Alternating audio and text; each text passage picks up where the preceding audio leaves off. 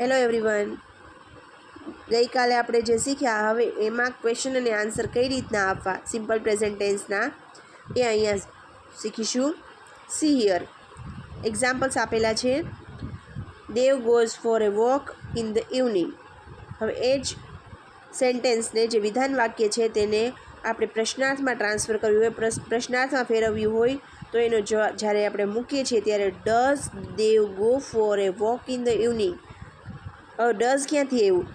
તો આપણે as usual આપણે જે ગઈકાલે મતલબ લાસ્ટ વિડીયોમાં જે રીતના શીખ્યા હતા કે નેગેટિવ બનાવવું હોય ત્યારે ડઝ અથવા ડૂનો ઉપયોગ થાય છે. હવે એ જ ડઝ ડૂને આપણે અહીંયા લેવાનું છે. તો ક્વેશ્ચન બનાવવા માટે અહીંયા does Dev go for a walk in the evening. ડઝમાં એસીએસ વાળું રૂપ લાગી ગયું છે એટલે ફરીવાર અહીંયા ગોની પાછળ એસીએસ વાળું રૂપ નહીં આવે. આન્સર આપવો છે તો યસ હી ડઝ, અને નેગેટિવ આન્સર આપવો છે તો નો હી ડઝ નોટ, અથવા એને શોર્ટમાં ડઝન્ટ લઈ શકાય. Second, do you take coffee. કોઈ પ્રશ્ન પૂછવામાં આવે છે તો યસ આઈ ડુ. જો તમને પ્રશ્ન પૂછવામાં આવ્યો છે મતલબ તમે હામાં જવાબ આપો છો, મતલબ હું થયું એટલે હુંનો જવાબ આઈથી આપવામાં આવે છે. Yes I do and no I don't. Third example છે your brother writes a book. એનો ક્વેશ્ચન માર્ક લઈએ તો does your brother write a book, અને એને જ્યારે આપણે હકારાત્મક નકારાત્મક ટૂંકમાં દઈએ તો યસ હી ડઝ અને નો હી ડઝન્ટ. હવે એની જગ્યાએ જો અહીંયા આઈ વી યુ ધે અથવા પ્લુરલ હોય, બહુવચન હોય તો અહીંયા ડૂનો ઉપયોગ થાય છે. હવે નેગેટિવ સ્ટેટમેન્ટ્સ અને નેગેટિવ ઇન્ટ્રોગેટિવ કઈ રીતના અપાય, મતલબ નકાર વિધાનો અને નકાર પ્રશ્નાર્થ રચનાઓ. જો અહીંયા તમે એક્ઝામ્પલ્સ આપેલ છે. વી ઈટ વિધાન વાક્ય છે. હવે એને નકાર રચનામાં લઈએ તો વી ડુ નોટ ઈટ. હવે એને જ પ્રશ્નાર્થમાં લઈએ તો ડુ વી ઈટ, અને એને જ જો આપણે નકાર પ્રશ્નાર્થમાં લેવું હોય તો do we note it. Have નકાર અને પ્રશ્ન. Suresh has a pen.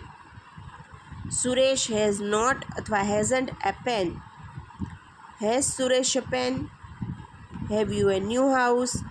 તો અંગ્રેજી વ્યાકરણના મૂળ નિયમ પ્રમાણે હેવ હેઝને વાક્યની શરૂઆતમાં સ્થાન આપી પ્રશ્નાર્થ વાક્ય બનાવવામાં આવતું હતું. એ જ રીતે નકાર વાક્ય રચનામાં પણ હેવ નોટ કે હેઝ નોટનો ઉપયોગ થતો રહ્યો છે, પણ હવે હેવને પ્રશ્નાર્થ રચનામાં અને નકારમાં ડુ સાથે મૂકવામાં આવે છે. પહેલાં નહોતું આવતું પણ હવે ડુનો ઉપયોગ થાય છે. જો અહીંયા એક્ઝામ્પલ આપ્યા છે. We have a holiday. Do we have a holiday? We do not have a holiday.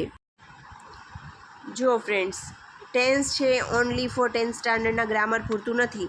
Tense most important part છે, બિકોઝ જ્યારે તમે ઇંગ્લિશ બોલવા જાઓ છો, જ્યારે તમે ઇંગ્લિશના સ્પોકન ઇંગ્લિશ ક્લાસ કરો છો, કોર્સ કરો છો, ત્યારે પણ તમને ટેન્સ મતલબ કાળ જે અત્યારે શીખવાડી રહી છું એ પણ એનો ભાગ છે. કમ્પલસરી શીખવા જ પડે છે, ત્યારે જ તમે એનો ઉપયોગ કરીને બોલી શકો છો અને તમે ઇઝીલી શીખી શકો છો. તો તમે જોયું કે આજે આપણે કઈ રીતના ક્વેશ્ચન અને આન્સર આપવા. હવે નેક્સ્ટ વિડીયોમાં આપણે આગળનું જાણીશું. Thank you.